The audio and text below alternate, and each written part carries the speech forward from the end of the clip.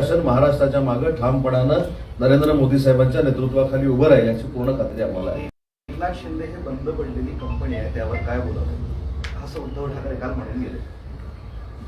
आता ह्याला काय म्हणावं आपणच सांगा. 3 वर्षापूर्वी ज्या एका राजकीय व्यक्तीनं अनेकांचं दुकान बंद केलं, म्हणजे कंपनी बंद केल्या, त्यांच्या कंपनी बंद पडल्यानंतर मराठवाड्याच्या पूरग्रस्त भागाचं भांडवल करून जे राजकारण करतायत त्यांची कंपनी ऑलरेडी एकनाथ शिंदे साहेबांनी 3 वर्षापूर्वी बंद पाडलेली आहे. त्यांचं दुकान बंद केलेलं आहे. शिंदे साहेबांच्या काळामध्ये एनडीआरएफच्या एका दुप्पट मदत शेतकऱ्यांना देऊ केली, तसा जीआर पण काढला होता, पण मध्यंतरी तो जीआर रद्द केला. आता यावेळेस काही नवीन काढणार आहे का? अशा आपत्कालीन परिस्थितीमध्ये अनेक नवीन जीआर निघतात. तिन्ही नेते जे आहेत हे अतिशय अनुभवी आहेत.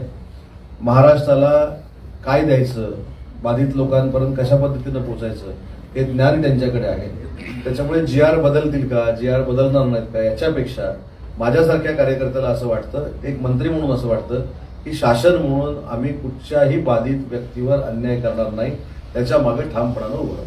असं आहे की तुम्ही आता जे सरकारच्या सोबत आहे असं नेहमी म्हणता तुमचं सरकार, मात्र नवीन पीक विमा धोरण जे तुम्ही स्वीकारलेलं आहे त्यामध्ये तुम्ही हे सगळे निकष वगळले आहेत. अतिवृष्टी वगळली आहे, कापणी प्रयोगावरती तुम्ही हे देणार आहात, म्हणजे मदत देणार आहात. 4 ट्रिगर तुम्ही सगळ्या बंद करून टाकल्या.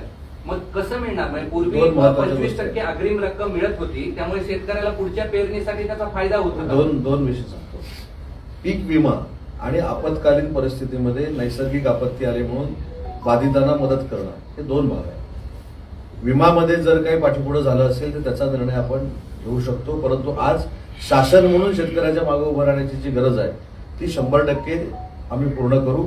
आणि विम्यामध्ये किंवा विम्याच्या तुम्ही कंडिशन्समध्ये काही जर पाठीपुढे झालं असेल तर ते देखील सुधारण्याची भूमिका आहे. विमा पण सरकारने हिरावून घेऊन गेलेला आहे. कापणी प्रयोगानंतरच जर त्याच्यामध्ये काही तफावत आढळली तर मदत मिळणार आहे, नुकसानीची कुठलीच मदत मिळणार नाही. मी एका वाक्यात सांगितलेलं आहे, शासन हे सुप्रीम अथॉरिटी आहे, त्याच्यामुळं मराठवाड्यातल्या शेतकऱ्यांना वाऱ्यावर सोडणार नाही.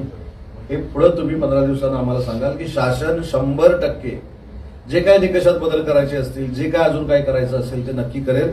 परंतु मुख्यमंत्री आणि दोन्ही उपमुख्यमंत्र्यांची हीच भूमिका आहे आणि आमची देखील हीच भूमिका आहे की कुठच्याही परिस्थितीमध्ये जो शेतकरी हवालदिल झालेला आहे त्याला ताकद देणं, त्याला स्वतःच्या पायावर परत उभं करणं, पुन्हा तो पुढच्या वर्षी अतिशय चांगल्या पद्धतीने शेती कशी करेल याच्यासाठी त्याला आकर्षित करणं हीच आमची भूमिका आहे.